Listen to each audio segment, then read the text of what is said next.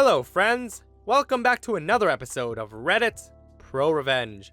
Because every day needs a dose of satisfaction that you can only get from revenge stories. I've got 3 great ones for you in this one. You'll hear why it never pays to be greedy and selfish, how a careless driver is taught a lesson, and why you should not cheat landlords out of rent. I hope you stay for all the stories today, and subscribe for future videos. Sometimes, being selfish and greedy can cost you everything. This story's titled, How I Ended Up with My Boss's Job. I was working for an advertising agency, a pretty big one that had an unethical manager.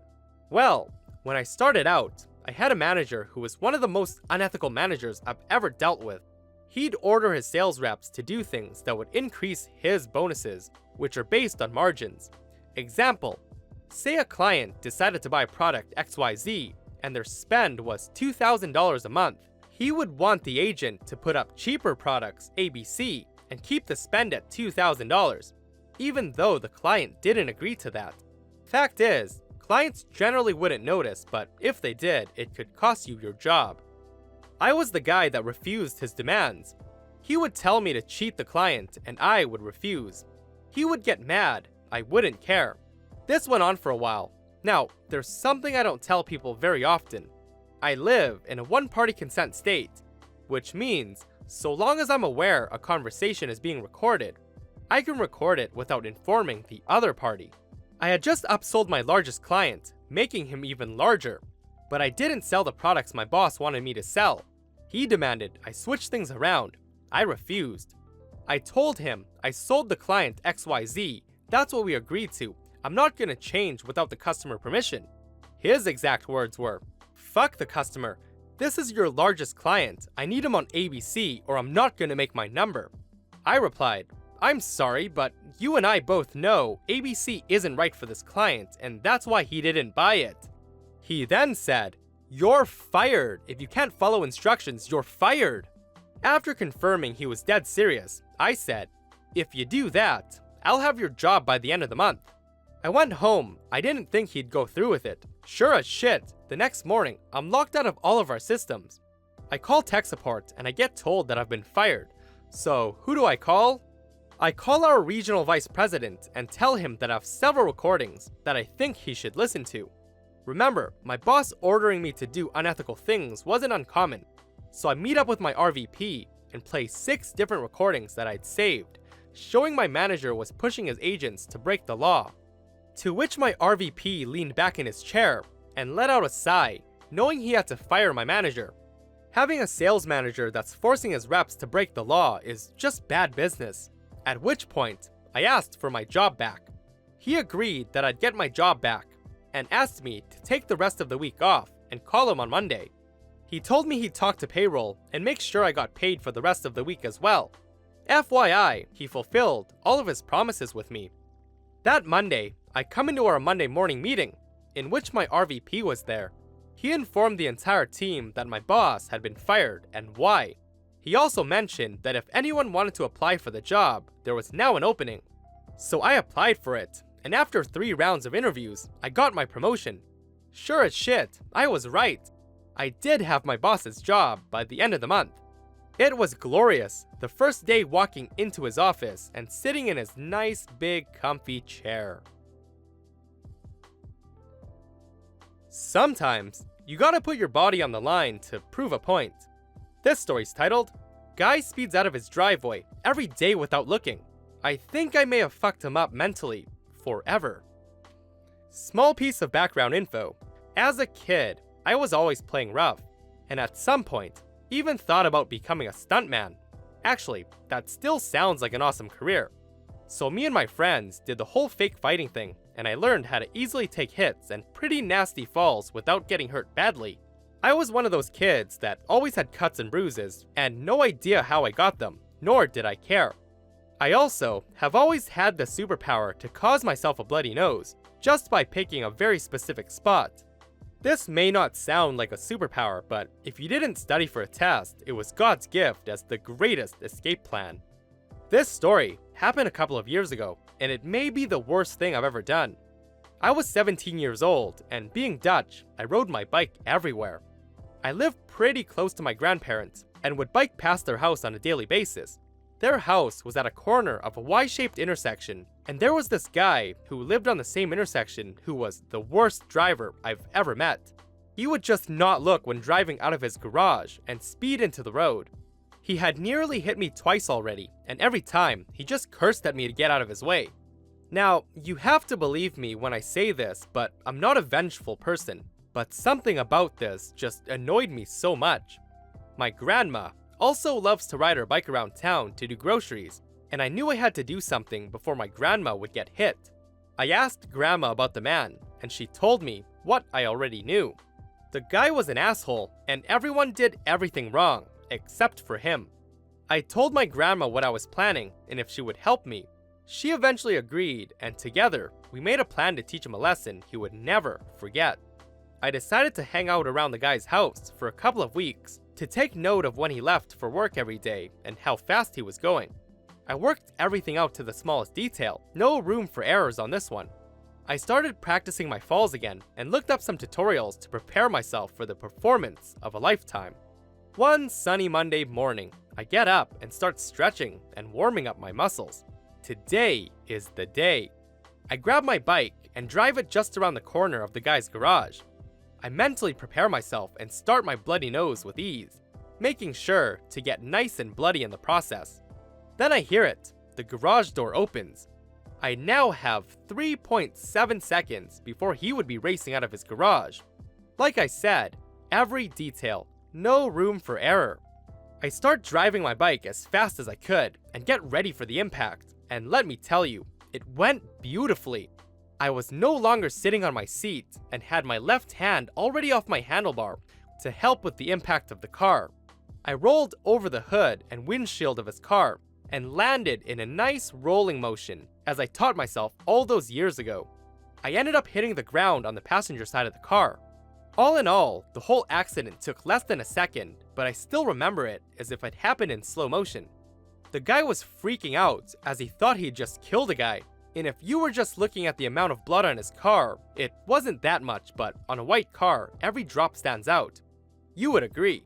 As I laid there next to his car, he came screaming out and asked if I was okay. Of course, I pretended I wasn't, and I took my sweet-ass time trying to get up. It was at this point, my grandma came running out of her house, on cue, screaming, "My baby! You hit my grandson!" The guy didn't know what to do. He was so full of shock that I thought he may pass out. I'll give him credit. He kept his cool and knew he was in the wrong. He called an ambulance and stayed by my side. When they arrived, they checked me out. I was fine, and a couple of bruises and a small scratch on my knee from hitting the pavement. They bandaged me up and left. My grandma brought me to her car and brought me home.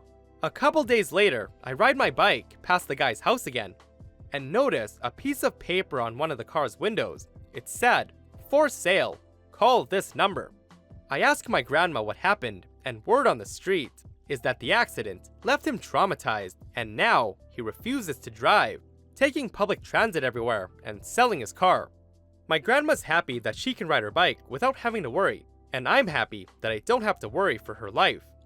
We talked about it afterwards, and both of us agree that although what we did was a horrible thing to do to someone, it had to be done before someone would actually get hurt, and we don't feel any remorse about it. This story's titled, "Should Have Just Paid the Rent." So this is a story about my parents around 7 or 8 years ago when I was barely leaving elementary school. I was really young, and my parents kept my sister and I in the dark at the time, but they later told me the gist of what happened. First thing first, my parents owned 2 houses. They decided to keep the old house when they bought a new one so they could rent it out. The old house was in a decent area, but on the edge of the not so good part of the city, so it attracted a lot of the wrong crowd when my parents put it up for rent. After the horror story of the first tenant, who used the dumb loophole in our state in order to live there for 6 months rent-free, my parents found a single woman with temporary foster kids who was interested. Let's call her Bad Tenant, BT. She seemed really nice at first, housing kids who needed a home and selling homemade tacos from her taco cart. My parents did a background check and see that her income from the state for the kids should cover the rent, and figure her side hustle would help out. Everything is signed and she moves in with her kids immediately. Now the wrongdoing. Bad tenant had decided to take in a lot more kids given that our house was larger than the previous one. I have nothing against these kids as they're just victims, but they tore that house to shreds. I remember countless times of going with my dad to the house and handing him tools while he fixed a variety of broken things, especially the toilets and the general plumbing. Eventually, my dad had enough and told her that all the maintenance that he was doing was 1. Not required since the house was in perfect condition when she moved in. We planned on moving back after my sister finished high school, so we replaced anything we thought would break and repainted it. And 2. Caused by way too many kids in the house. This pissed off BT and she stopped paying her rent. Just some backstory. My dad is a fair, reasonable guy, and I've never seen him give attitude to anyone, let alone yell. My mother, however, is your typical Hispanic mother who don't take shit from anyone. That being said, when my mom took me with her to pick up the rent, where BT said some nasty things to my mom, she kind of lost it. The screaming match was awful, but there was no physical contact on either end, and it ended with BT basically stating that she wasn't going to pay a cent until my dad came back and continued doing all the maintenance that he was doing prior. BT was dead serious about this, and my parents had to take her to court. I later learned that she only did this in order to stay at the house a little longer without having to pay rent. My parents were pissed. This was the second time a tenant had gotten away without paying rent. At this point, I need to say that I truly love my dad, but my mom is the most dedicated person I know. If she wants something, she'll find some way to get it. She was born and raised in Central America, traveled all the way to the US, went to school, learned English on her own, supported her brothers, and worked all the time. That being said, my mom was not going to let this woman take advantage of us. The first thing she did was head to child services with photos of the house condition, courtesy of my father, who always took photos of the house when he went over for the maintenance. They looked it over and thanked my mom profusely for the evidence, and told them that they would look into it. Next, my parents got a lawyer who collected all the photos we took before she moved in, to prove the house's condition before she moved in. Now, I wasn't in the courtroom, but from what my dad told me, it was just the most satisfying thing he's ever seen. BT's lawyer was a huge joke, and was obviously the cheapest and most inexperienced lawyer around. BT and her lawyer basically tried lying for every point they made, where my dad and his lawyer simply pulled out a photo or message, completely destroying their argument. Eventually, BT was contradicting herself, and the judge rules in my parents' favor. Now, my parents knew that they were not going to see a dime from the lady, given that she no longer could house the kids. Whoops! It also turns out that she was using her mother's name in order to house even more kids, which explains why they were given to her in the start. So she was gonna answer to that too. Double whoops. Lastly, just to put the cherry on the cake, my parents put a lien on her taco cart so she couldn't make money that way either. Fucking triple whoops.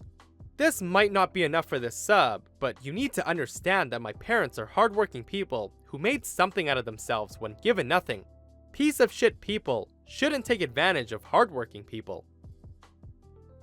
Hey friends, I hope you enjoyed these stories today. If you want to submit your own stories, my Discord server is in the link below. Also, if you aren't subscribed, hit that subscribe button and turn on notifications so you don't miss future stories. See you guys in the next one.